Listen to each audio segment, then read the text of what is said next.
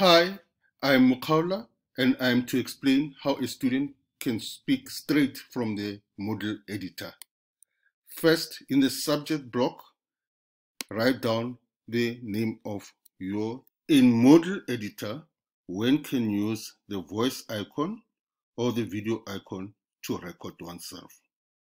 If you've got Moodle plugin, you can also use the Moodle voice icon. To create an audio media file, click on the audio. Okay, I'm still waiting for the media icon. Click on record and start speaking.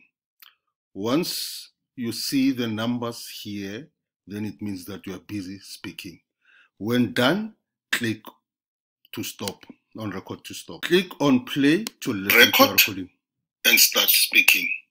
If you are satisfied, you see the numbers here. Once you are through and you are satisfied, click on upload. Once all they are correct and it says upload successful, then you know that it is ready. Then click on insert, and there it is in your file. If you have not added the text to explain your video, then you can do so. You can write down the video for example, please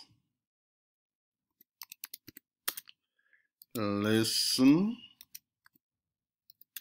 to this audio.